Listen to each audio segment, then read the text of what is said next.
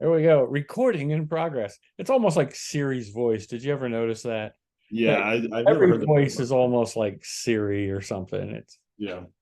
I don't care for it. Hey everybody, I'm John Harris here from the Public John podcast, from Public John Media as well. And I'm here with Owen Mathews. Hi Owen, how are you? I'm doing well, John. How are you? Great. Owen is going to be on a show that I can't wait to go to in Topeka, Kansas, on August 17th at the Foundry Event Center, I believe, right? Yep. And it's always a lot of fun when they hold these shows. I've done a couple of them and been fortunate, and usually go to all of them because there's some really funny folks there, and Owen's one of them. So he's going to give us a taste of that on the 17th of August. Before we get started, I do want to mention that, as always, the Public John does have a sponsor, and it's my friend Dennis and Graldi from Vineland Realty, and that's in South Jersey. So we get out there a little bit, folks. As a lot of you know, it's like we said, it's Vineland Realty Corporation. They are at 634 East Landis Avenue in Vineland, New Jersey, for all your regular business, retail, or residential realty needs. If you've got some kind of issue, Dennis and his folks can help you out.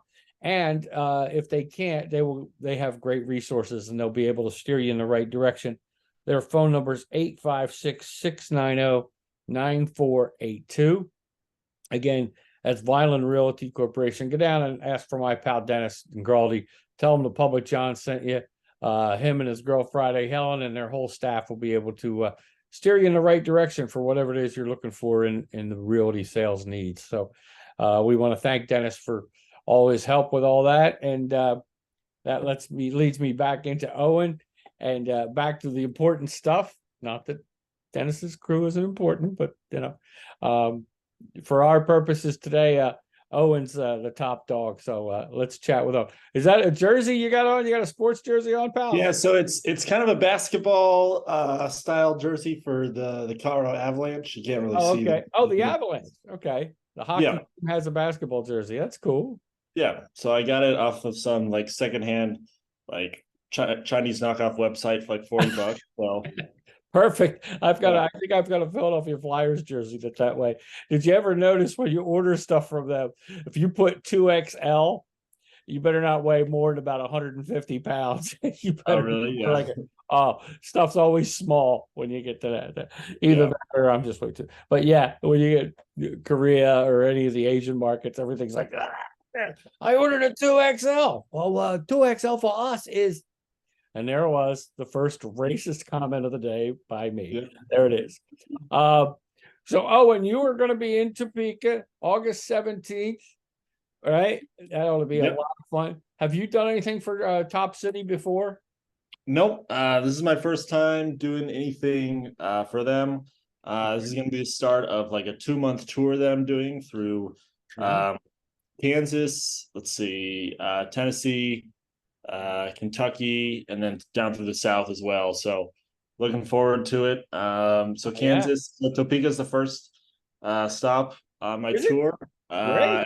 Here the drive is beautiful, so I'm looking forward to it. It's not bad. Uh, It's not bad. I've done the drive a couple of times. It's not too bad. okay. There's always, if you're when you're on the interstate, there's always sections that you'll be like, that look like the same 30 miles. But there are Yeah. some really scenic areas too. So it's kind of a fun drive. You're right. Um, so how long have you been doing comedy, Owen? So I've been in comedy, let's see, probably about 5 years now, I would say. I started in 2018, Okay. fall of 2018. I was a senior in college. I had been planning on doing it for a while. And I feel like this is a way with a lot of comedians. They, have the idea that they're going to do it, and then they write, and then they really want to do it, but then they kind of chicken out every time. So, Yeah. yeah, fall 2018 is when I actually did it and started doing it consistently. So that's what I consider my start date. Okay.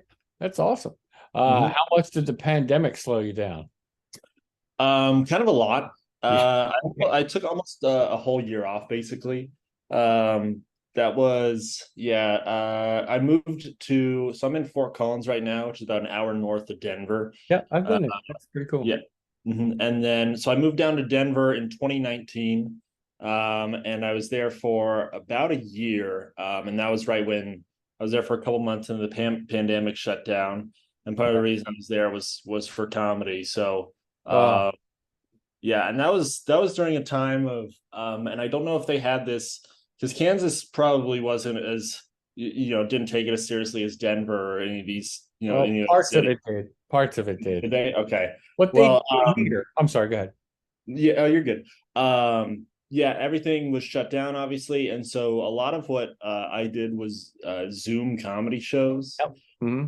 and parking lot comedy shows. Okay. People are in their car, you're performing in a parking lot, and they Right. honk for Yeah, if laughter. they like you, if they're yeah. But that's And I did those. yeah. Yeah, I did those 2 or 3 times. And I'm like, I'm gonna quit until this is no longer a thing Seriously. anymore. Yeah. So I was like, I can't do this anymore. So yeah, and then I sort of started back up again in 2021, early 2021. And yeah, so that was when up at the up in Fort Collins, they have the Comedy Fort, which is the comedy club up here. Okay. I was right when they opened, so it was a good timing that I moved up here right when they opened. So Oh, great. yeah, That's good timing. Now, where are yeah, you originally from? You said you moved there for comedy. yeah. So originally I'm from Denver. So I was born in Denver, and then I went to school up in Fort Collins. Right. That's where Colorado State University is. So I went to CSU. Was there for 4 years, and then afterwards moved back down, partially for comedy, partially because my parents lived there, so it was cheaper to live with Right. them. And to trying to find a job. So yeah, so I did that, and then I moved back up to Fort Collins, and then I've been up here, like I said, since about 2021. And I have a cat that walks across my screen. I So see that. That's okay. That's all right. There's a whole bunch of jokes there that I'm not even going to do right now. So, yeah. but that's cool. So you've been doing it since 2018, so really about 5 years now, right? Yeah, like you said. Uh, where did you first go on stage at?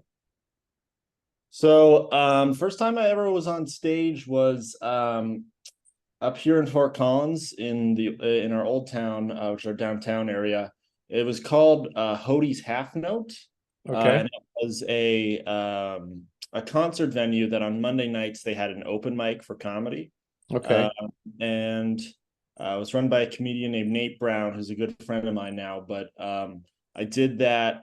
Yeah, so it was a Monday night, and I did that, and that's actually that location is now where the Comedy Fort is. So they went out Okay. of business during the pandemic, and A then lot of places did. it, Yeah, for yeah, sure. and so they turned it into a comedy club. So, Okay.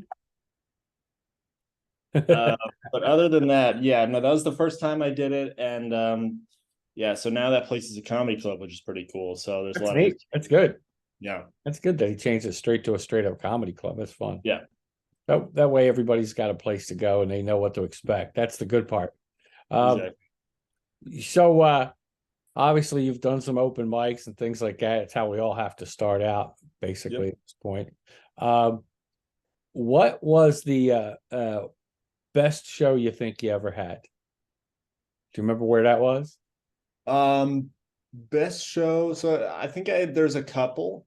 I think I had one set that I did at Comedy Works in Denver, Right. uh, which was part of their. It was called Thick Skin, which is sort of like a anything goes sort of show. So they pull your name out of a bucket, and then if they don't Right. like you, the crowd's gonna be really ruthless. But no, I had a really good set. I got a lot of compliments afterwards. I was very excited, but this was in I think like March 9th of 2020. So I Okay. was all excited. I felt like I had all this momentum from like a really good set and a lot of notice people noticing me from the Denver scene, and then everything shut down. And Oh, I felt oh, like I had to start from scratch again. all over the place. Um, Oh, yeah, but no, it's all good. And then recently I had let's see, I hosted a weekend of shows at the comedy club up here. And so I hosted 4 shows, 2 on Friday, 2 on Saturday. And there was one show, I think it was Friday night, the late show.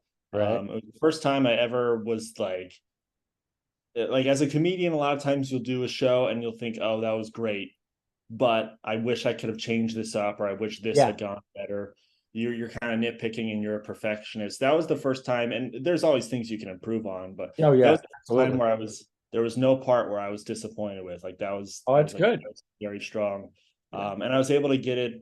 They had a professional film crew there that was recording all the sets, and so that's That's my great. 10-minute tape that I've been using, which has been great. So That's great. And I'm a big proponent and tell a lot of comics that even if you can't get someone to videotape it, at least try to get yourself audio recorded, even if it's yep, from a phone.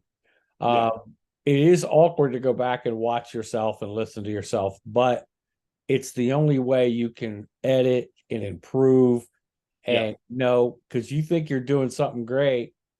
And I know in my case, I've found out early on and still fight it a little bit that you don't give the audience enough credit and you almost explain too much background. yeah, You take up too much time. And then by the time you get to your joke, it's still funny, your punchline, but it's not as funny, maybe. Plus, yeah. you take time away from yourself. If you only have 5 or 6 minutes and you spend 30 seconds explaining what your joke is going to It's be, just filler, yeah. you're killing yourself. You're taking Yeah. yourself out of 2 or 3 quick jokes. So I'm a big proponent of that. So for them to have been there for you, that's great. Yeah, and then I'm the same way, even if it's just a shitty little open mic Yeah, with 7 people, I always record, and I end up, after a year goes by, if I never listen to it, I delete it. But yeah. there are times where I've gone back to it where I'm like, how did this joke land, or what, especially because I do a lot of one-liners or sort of Mhm. short anecdotes is my style mostly. Right. So I feel like as a storytelling comic, you can kind of get away with switching it up each time and sort of being Right. more fluid. You can I feel change like the details, you with can cut some things out. And yeah, I do with that. my style, yeah, with my You style, can't I feel like if I, you're boom, boom, boom, boom, boom. yeah, I have to have a very particular way, even the way like a certain phrase that you say it, or an extra word in there can kind of take momentum away from the joke. So Right. you it's good to record yourself, and then you can go back in and really analyze, what Yeah. parts are crucial and then what you can get rid of. So Yeah, exactly. And even though you don't necessarily mean it, some things are more current than others. And you go back a couple of years and go, well, yeah, see, the audience now isn't going to really relate to that. yeah, So you got to kind of cut that out too. Or so it's a little interesting. Plus, I stay away from certain things and like I stay away from politics because mhm, you're going to lose somebody in the audience no matter yeah, what. yeah, If you take a side on a political issue or a candidate or something, you're going to lose somebody. And it's like, I don't want to lose people. I want everybody to come out and have fun. There's mhm, enough fun without having to deal with those issues. yeah. So, uh, well, doing that, speaking of that kind of a thing, it leads me into my next question. Have you had, and I'm sure you have, this is just that part's always the silly part of the question. Have you had hecklers and how do you handle them? I've found asking that question that different comics have different methods of handling them, which is I didn't know there were so many different ways. But Yeah. so how do you deal Um, with that if you have them? Yeah, so I have had a few. I think the first major heckler I ever had, I was probably not even a year into comedy. And it was a 4th of July show. Right? Uh it was a indoor outdoor, so it was a venue that had a back patio that was covered basically. So it Okay. was sort of outdoors, and it was raining really heavily. Oh, And so there were about 7 or 8 people there.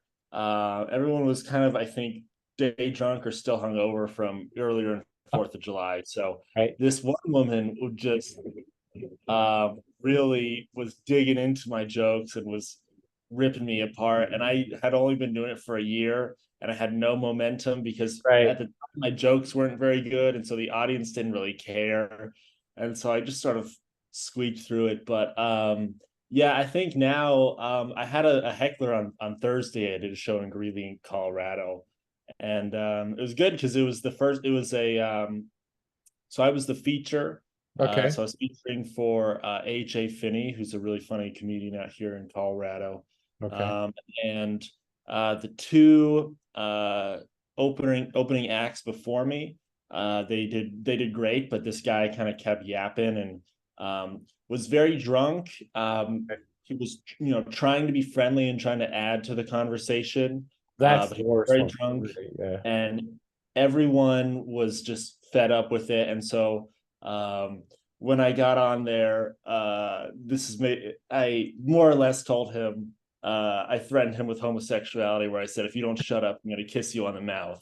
And he was very homophobic, and it shut him down. And every time he chimed in again, I let him know, and it went well. It was funny. The crowd thought it was funny. And then yeah, they ended up having to kick him out because he got a little aggressive. But Oh, yeah, a lot of what I do is just kind of being like silly is a word I would use, and sort of yeah. chaotic. Just Yeah. sort of say things that I think are funny, whether or not yeah, depending on the room, obviously. But True. yeah, that's how I handled that. And there are, in terms of how I would handle a heckler normally, it really depends on a lot of things, because there are definitely different kinds of hecklers. I was just going to go into that. There are different types. Yeah. The So personal ones, there's the drunk yeah, one. the easiest ones to deal with are when it's a good show with, the comedian has a lot of momentum, and then there's just one guy that is annoying, and sort of everyone in the room is ready for you to take him down. Those Yeah. are the ones that are usually pretty easy, because they're, even Yeah. if what you're saying isn't the funniest thing, they're willing to side They're with you because happy that these you're guys going are after terrible. them. Yeah, Yeah. yeah. Yeah. Then there are other kinds where maybe the room just doesn't, if it's three or four people and the room is sort of not with you at all, and Right. everyone in the room kind of hates you as a comedian. Yeah. Those are tough to deal with. And what I've learned is, more or less, if that's how people are responding to it, then whatever, I'm just going to do my time, and Yep. and sort of fuck it, have a good time, and try to Yep. mess with them a little bit. Yeah. um First that show was I had one in Atlantic City, New Jersey. Yeah. And the very first one we had, the one you were talking about, who was involving himself in everybody's act.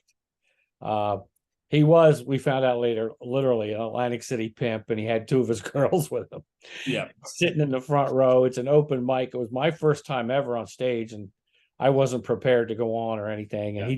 But he did it with everybody.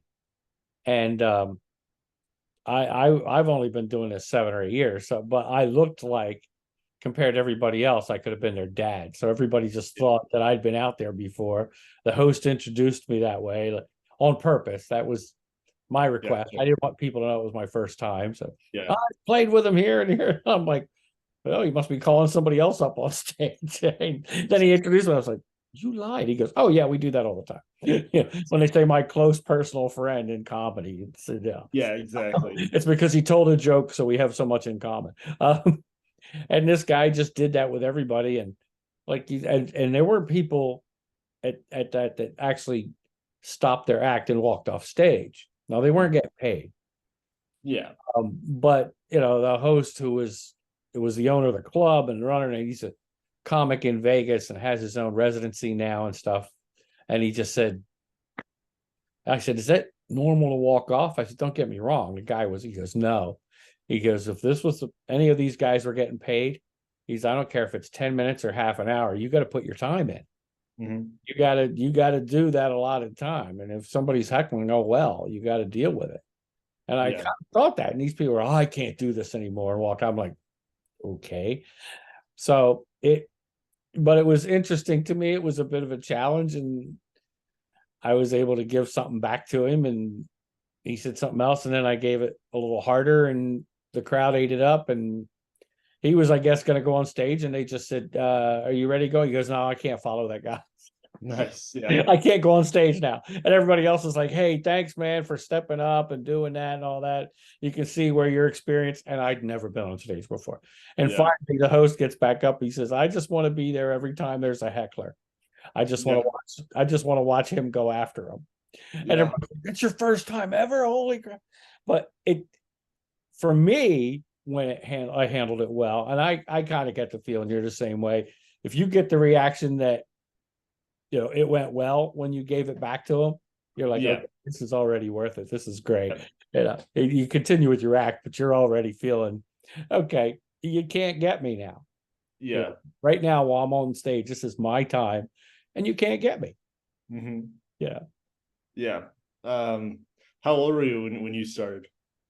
I've only been doing this. Let me see. I'm going to give away age, of course, too, since 2015. But then I moved out here. I was on the East Coast basically, but then I moved out here. And as soon as I moved out here is when the pandemic all hit.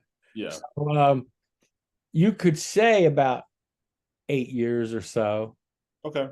But obviously, I lost time because of the pandemic too. So Yeah. I lost about a year and a half.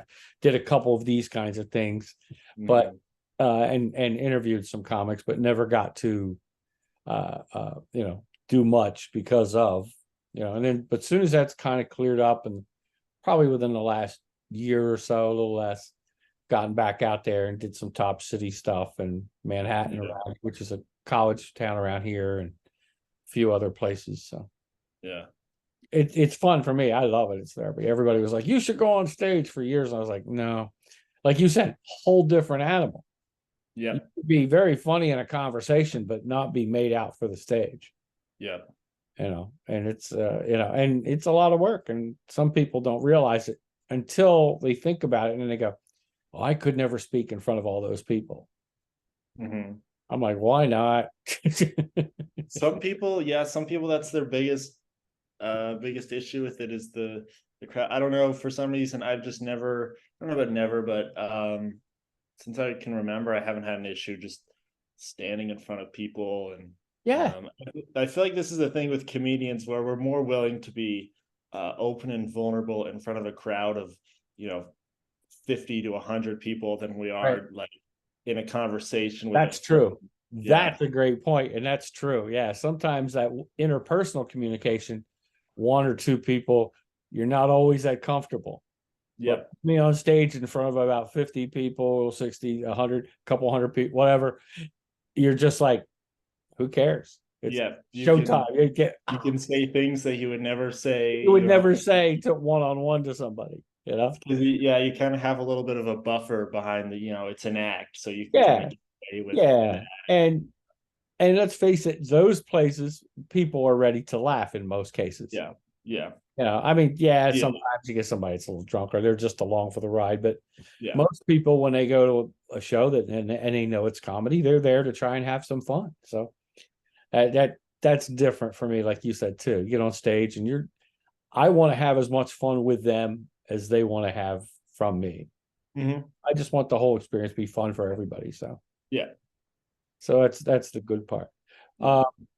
Who are your favorite comics now? Favorite comics now? I would say probably Norm Macdonald has been one of my favorites for a long time.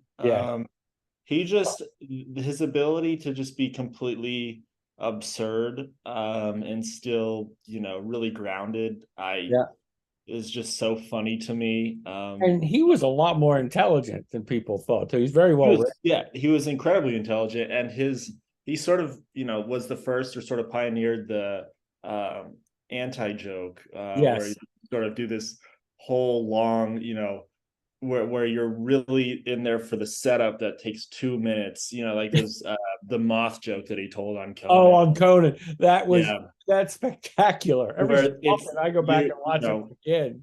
In comedy, it's all building up towards the punchline, but the punchline, it doesn't matter what the punchline is. The worse the punchline is, the better. Because he's setting up this grand, story and epic. You ever hear the story of why he told that joke that way on Conan? No, I haven't. I watched an interview with Conan, and he was out there and he did his first segment, and he was supposed to go off, and somebody didn't show or something, so the producer's off camera and he's telling Conan, to tell Norm, ask Norm to stay for another segment. Well, as a comic, you've got something prepared. Now he's got to come back after commercial and he's got nothing. Yeah. But like you said, Norm Macdonald well enough, his material, that he decided he was going to take this classic joke, which was one classic, you could tell that moth joke in 2 lines, really. But a boom, set up, boom, the light, boom, it's over, But he stretched that puppy out, and it was really basically to kill a segment. Yeah. And in the end, and nobody knew what he was going to say because he didn't know what he was going to say. And I think by the time he got to the classic Norm Macdonald. And by the time he got to the punchline, you had almost forgotten what the initial joke was. What the joke was, because he had went off on so many various ways. And he had other stories like that, but that moth one was the classic. Yeah. Did you ever see, or at least hear of, his performance on the Bob Saget roast? I don't think I have, no. If you ever get a chance, I think it is on YouTube. He comes out for the Bob Saget roast, and he really liked Bob Saget. Mm-hmm. And they said, we want you to roast him. Go filthy, go dirty, go this, go that. And he goes, he said, I'm not going to do that. He's a really close personal friend of mine, and I'm not going to attack him like that. And they went, well, no, we really need you to. He goes, well, I'll take care of it. And he came out and told the lamest dad type jokes. Yeah. Okay. Now I do remember that. It was just okay. For the whole thing, he never said a mean word, not one. And then finally just said, you're a friend of mine, Bob, and I hope you have a great night, whatever. And then went and sat down. Never told the only thing he talked about, I think, once was his face. He said something about you have some kind of a face, like a dog face or something, but nothing. That was like the harshest thing he said. Yeah. It was like everything else was like all these dad jokes. Was and none of them were negative. It was just funny because he said, and that was his thing. He would do I think it was Spade or somebody said, or it might have even been Sandler said, McDonald would go out and there'd be shows they'd do together. And if he killed, he wouldn't go out and stand in a reception line or anything like that. He didn't need that. Oh, you were great. Oh, you were that validation. But if he had an awful night, if he bombed, he would go out there and just for the awkwardness. Yeah. Stand out there in the reception line. Say, I hope you had a good night. I hope you had a good time. But that was, I could see why you liked it, because he was just a classic individual too. He never lost that individuality. Yeah. Who else? Anybody else that you really like? I like the style of Daniel Tosh a lot. Yeah. I feel like I'm kind of a similar, or I've sort of modeled my style around him a little bit. When I was younger, I really liked Anthony Jeselnik. Yes. He's just a really, really good at crafting a joke and misdirection. And really cutthroat, like straight to the point. Yeah. Yeah. So very dark, but also, and this was a thing, because I started back in 2018. Yeah. This was a thing where a lot of, and it still is, a lot of, young male comics will come and try comedy, and they think that the best way to do that is to just be as dark and sort of, edgy as possible and go over the line, which, there's a way to do that, but you have to do it in a tasteful manner. You have to understand how to write a joke before you can sort of get away with that. I think you got to make sure it fits your personality too. Yeah. I mean, if you're a low key, decent guy or whatever, and then you try to come off dark and try to come off aggressive, it's probably not going to work because people are going to see that it's more of an act than anything else. Yeah. If you're natural at it, then that's a whole different ballgame. Yeah. There's a lot of things. And so I think Anthony Jeselnik was a big cause of, when a comedian starts out, they try to be really dark and edgy because it was sort of the cool thing to do at the time. Yeah. And so he's but yeah, no, his ability to craft a joke in terms of setup, and then the punchline is just a complete misdirect. Yeah. Is more of the the meat of the joke than the fact that it is dark. Right. Uh, I think is really cool. So I have a few one-liners that are kind of based off of that premise of misdirection. But yeah, that would probably be some of my bigger influences or some of my favorite comics. Yeah.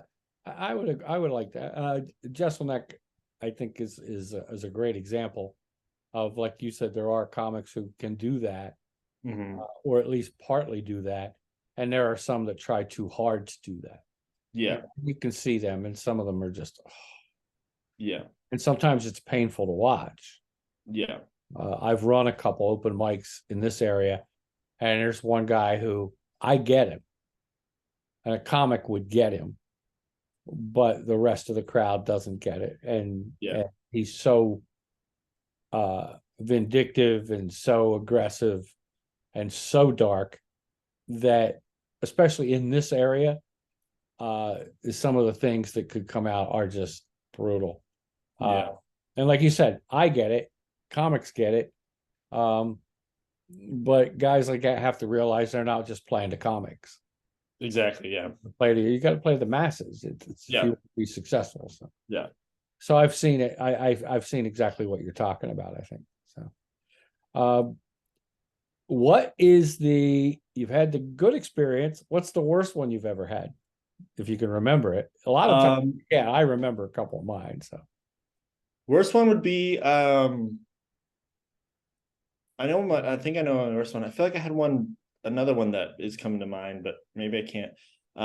So yeah, my worst one would be that 4th of July one. okay, yeah. That I mentioned earlier, where I was getting heckled because I was 21 at the time. And part of the reason why I asked you your age when you Oh, started yeah. was because I feel like, as you get older, not just in comedy, but just as a person, you kind of get more like you're not willing to take that shit. So when you Right. got up on And that's stage, about right. I yeah, was when you're in close 50, to you can kind of handle retiring. that. Yeah. Yeah, I was I was, probably 56, 57 when I yeah, first time I went on stage. So you got sort of that old man attitude where you 58. don't take no Yep. shit. You don't, you Yeah. don't, you really don't. And you do have it. You get up there and go, all right, it's almost like, I'm tired of this crap. I mean, one night I went up in Dangerfields in New York when that was still open, and that's closed down, unfortunately, too. And part of that was pandemic. I think they were struggling anyway, but then the pandemic just killed it.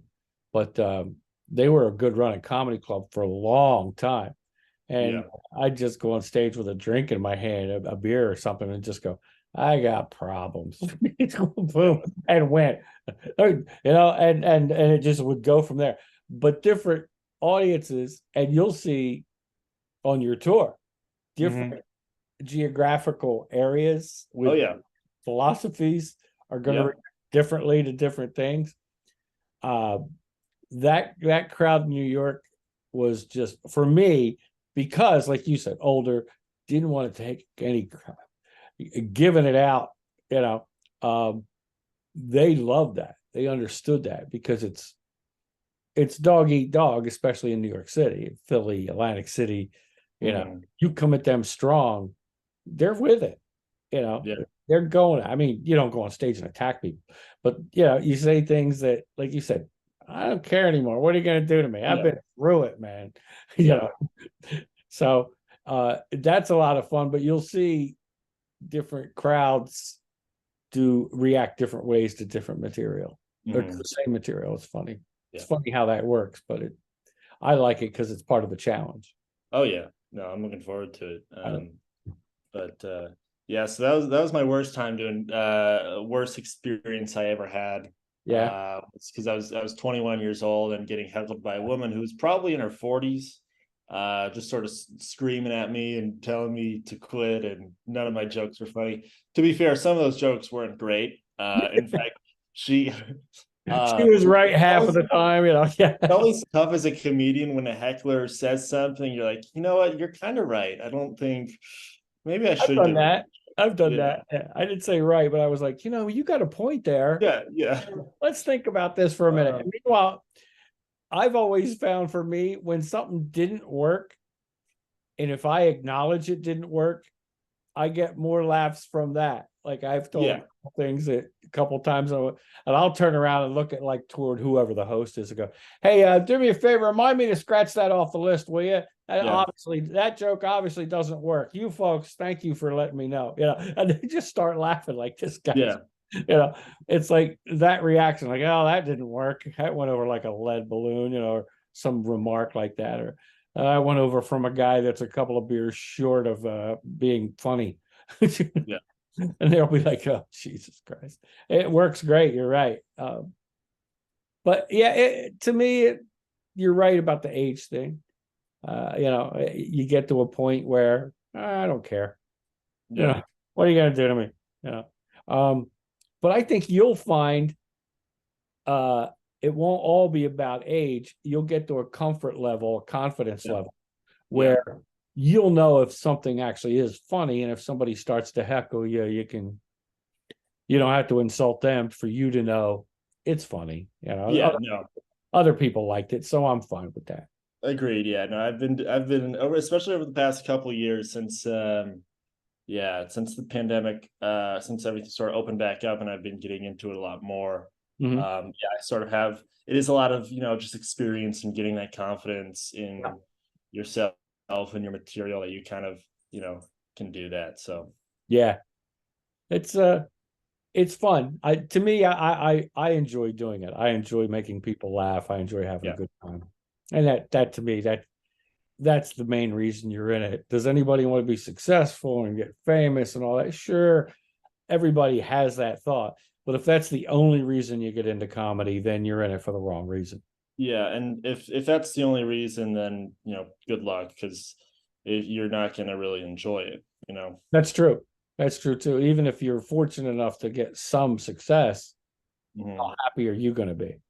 Yeah, and especially with how many comedians there are now, and with social Yeah. media, that it's not like it was I 30 mean, years ago.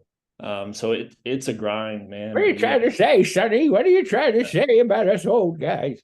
but Yeah, no, but you're yeah, right. it's a grind now, and it's all it's less about it still is, you have to be funny and talented, but a lot of it now, and especially as I'm preparing for my tour, really realizing it's sort of a business where you Yeah. have to, really market yourself and Yeah. Oh yeah. your image and your social media following, and that is almost the biggest thing now. There are bookers who will not book you if you don't have this Right. many followers. So You don't have so many followers. yeah. Of course, back east, and they still have them around here, but back east, they literally call them bringer shows. Yeah. And you got to guarantee that you're going to bring 5 people, Yeah. to the show or whatever. Most of the time, I stayed away from those, but every once in a while, I'd go. If some people said, "Hey, we want to come see you at such and such a place," okay, well then we'll do that. Yeah. Uh, I usually didn't. I've turned down things that you'll see sometimes a producer or somebody putting on a show will try to get a hold of you and go, "Hey, we want you to be blah blah blah blah blah," and then all of a sudden they'll say, "So pick a date and let me know what the names of the 5 or 6 people coming to see you." Mhm. And it's like, okay, sneaky weasel, that kind of thing. Yeah. So there are folks out there who will try to get over on you, but it's basically, to me, I go out, have a good time, make everybody laugh, and have a great time doing it. Yep. That's what it's all about. All right, so let's do this. Let's get ready to wrap up. I want to give you uh, a moment here to let everybody know how they can reach out to you or see you if they want. Yeah. So I you can follow me on social media. So that's Instagram and TikTok right now, at Owen J. Mathews. And Matthews is with one T. Right, I don't know if you would be I able to put that noticed on that. the screen or whatever, but yeah, no, you can follow me there. Like I said, I'll have my finalized tour coming out probably in the next week of where I'm going. But yeah, Kansas, Nashville, Knoxville, Louisville, Richmond, Raleigh, Charlotte, Atlanta, and then a few places in South Carolina is where I'm going to mostly be. Yeah, so it's going to be about 2 months. You can follow me there if you're going to be in any of those areas. Okay. Be super cool. Yeah, if I could get some people off of this podcast to come out if they live in those areas. But That'd be otherwise, nice. follow me there, and yeah, I'm going to be uploading clips, and I'll probably do some vlogs of my travels, as I'm going to be sleeping out of my car some nights, and Right. so I do think it's funny because I see my old college friends on Instagram, and Right. they're my age obviously, and they're backpacking through Europe, Oh, and gee. instead I'm gonna be sleeping out of my car in Mobile, Alabama in October. So Yeah, it's they're a little bit of a backpacking different way of through, life, I guess.